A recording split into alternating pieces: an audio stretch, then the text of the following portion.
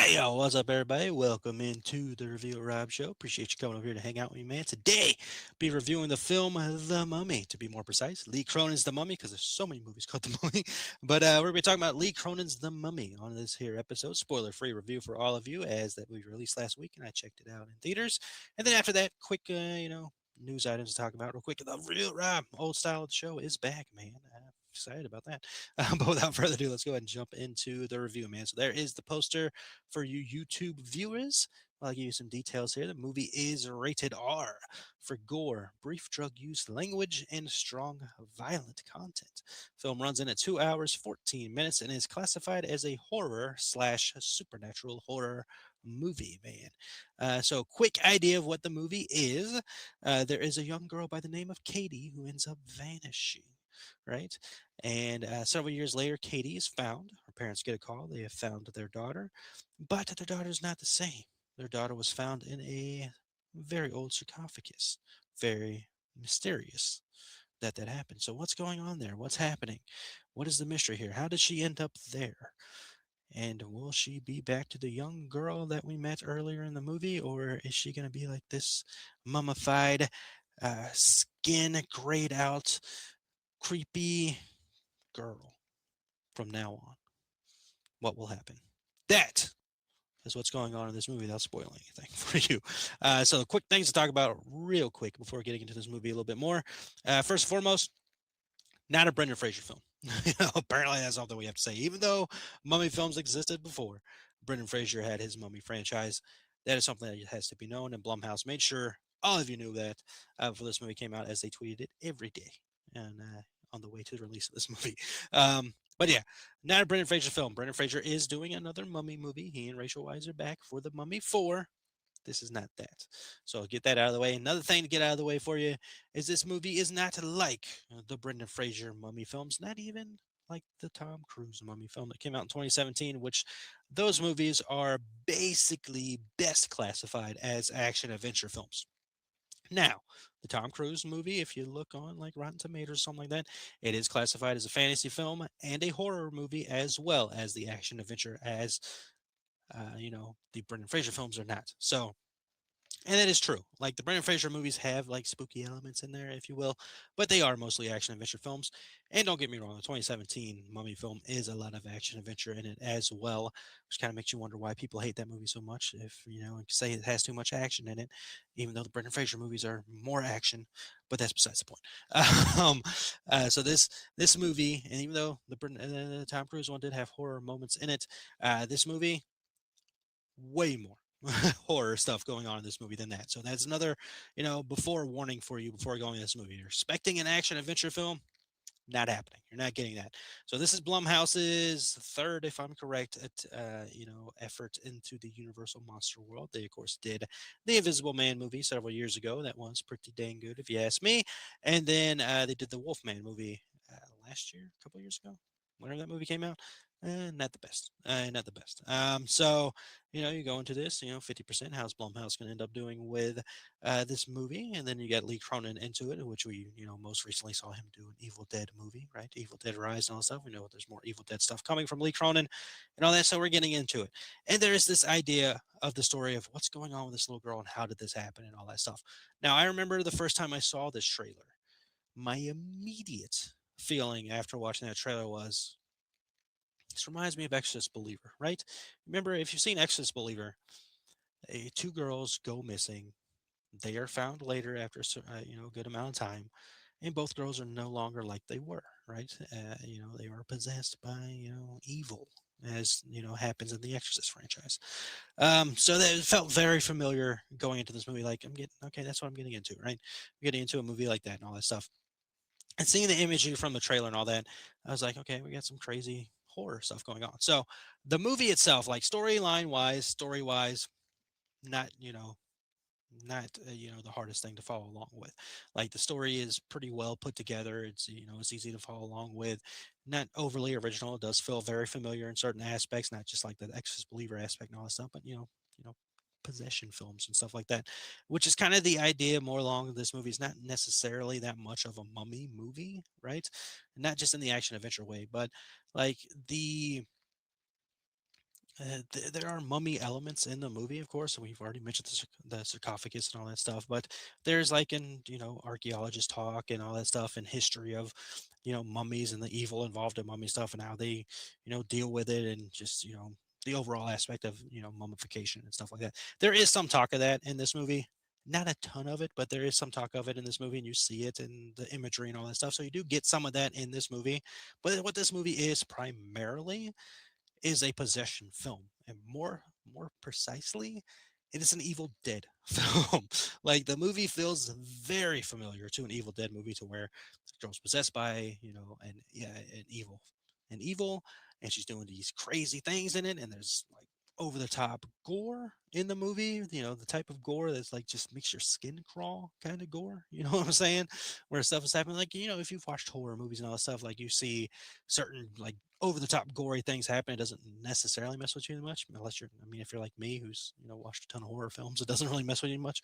But there are certain elements in some horror films where, say, they're messing with somebody's like nails, or eyeballs, or Achilles tendon, or stuff like that. That's like, it's tough. It's kind of tough and makes you feel icky while watching. That's what you get in this movie, man. There's a certain scene in this movie, it just makes your skin crawl when that scene happens. I'm not gonna tell you what it is and all that, but oh, and there's a lot of those throughout this movie where just crazy things are happening with this little girl, and it's like holy flipping bah, and all that stuff. It felt again very Evil Dead in the way it's executed, but the story, again, it's a simple story, like by all means, and it is a mystery in the aspect of trying to figure out what happened to Katie and all that, and trying to see how she get it. But there's like that heart-wrenching moment as well for these parents who lost their kid, and now they've got their kid back, but it's not that kid they had before. Like the kid is obviously not themselves, and their skin is all like mummified, and just gray skin, and just her, she's not the same, right? And there's just things going on with her, and there's these elements that are happening with her throughout the movie, and it's just you feel bad for them, and the drama that's involving them and all that stuff, and what's going on with their daughter, and of course their other kids and all that. It's tough, man. Like it's tough aspect and all that stuff. So that's added into the story on top of the crazy horror you're getting in this movie and all that stuff. And by all means, I thought that the movie was really good. Like I think it's a really good movie. It's a little long, 2 hours 14 minutes, not necessarily how long this movie needed to be. There are moments in the film that do feel like it drags a little bit. Doesn't ruin the movie by any means, but you do feel it. And I've seen longer movies than this and been perfectly fine, so I don't have like a runtime issue. But with this movie, it did feel a little dragged on at some points, but not overall. Again, didn't ruin the movie by any means, but like to this movie, I think what they did was good. Again, not a mummy movie, so that's a little disappointing, but still fun if you're a horror fan, especially an Evil Dead horror movie. In those aspects, the mystery stuff is fun while they're trying to figure out what's going on and see if they can help her and get this figured out and all the stuff. That's interesting, and that'll keep you invested in the movie, see you get it all figured out. And again, if you just like crazy gore, the movie's for you. Not like Terrifier gore. It's not that crazy.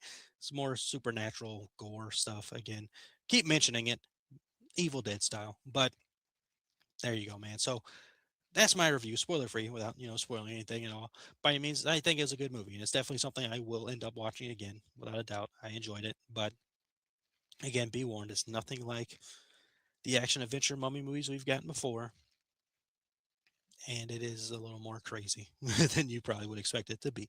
But um, enjoyable nonetheless. Like I liked it. I left the theater. My only thing was like it was a little too long, but other than that, like I enjoyed it. So it's a movie I enjoyed this year. Had a good time with it, and there you go, man. That's my spoiler-free takes on Lee Cronin's The Mummy. If you saw it over the weekend, let me know your thoughts in the comments. All right, man. Before we get into the quick news beats, real quick, before we get out here, I did watch another movie called what was it called? Roommates on Netflix. It's a comedy movie, not a horror film. I think there's a horror movie called Roommates. I'm sure there's a horror movie called Roommate. Yeah, it starred Leighton Meester or something like that. Yeah, I saw that movie. Leighton Meester and somebody else. McKenna? Anyways, Minka. Yeah, Minka. Anyways, what are we talking about? Roommates on Netflix. I saw that movie and I thought it was fine. Like it made me laugh several times. The stars Adam Sandler's daughter. I don't know her name off the top of my head. Do I still have the poster in my phone here? Um, Sadie Sandler. You've seen her in other Adam Sandler movies, and Chloe East are your stars of this movie. And I thought it was entertaining. Like it's a comedy movie, and it got me to laugh several times during it. It's okay. It's not a bad movie by any means. I didn't hate it. I've seen worse movies this year, by all means. But I didn't feel like I needed to do a whole review on it. I don't know. Maybe I should just do whole reviews, even if they're short, man, just to have them as their own reviews. I don't know, but just wanted to throw that out there real quick. I saw that movie, so if you have Netflix, not a bad time. You can have fun with it. It's got that Adam Sandler element. There are times where she says something and it kind of sounds like Adam Sandler. I'm like, that's fun, but not bad, man. I enjoyed it. So, quickly going back, last week we talked about the Chucky news, where there's a new Chucky movie on the way out. You can see back there. Still don't know how to point. You see, I'm a huge Chucky fan. Love the Chucky, and there's a new movie on the way. Right, that's the news we got last week, and now we know who's directing said film, and it's none other than Don Mancini. So, the man who's been with the franchise since the beginning, who's been writing the movies, will be returning to the director's chair. He directed, if I remember correctly, directed Seed of Chucky, Curse of Chucky, and Cult of Chucky, and I'm sure some episodes of the Chucky TV series. And he'll be directing this movie as well. So if you don't remember, just a quick recap, there's a new Chucky movie on the way. It is being written by Don Mancini. Now we know it's being directed. From what he said, he's going to try to take it back to its elements of Child's Play 2 and Cult of Chucky.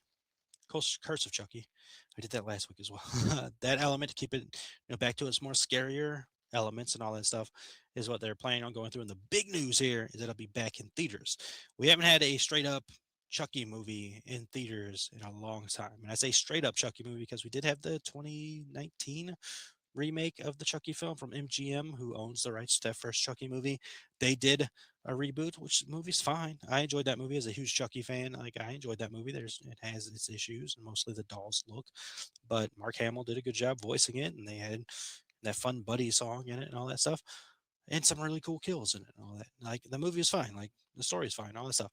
But it's not Chucky, right? It's not this franchise. It's not what the franchise has been continuing on for decades and has kept its continuity throughout the whole time and has not lost what it is by any means. It's just been what it is since that whole time. I want to see one of those movies in theaters because I've never got the chance to see one of those movies in theaters, man. So to see that franchise and support that franchise in theaters, if it does still happen and still released in theaters, you bet yourself I'm probably gonna set a record for myself seeing that movie in theaters, man. Um, but I'm excited about that. I can't wait to see that. And so that's the latest news on there.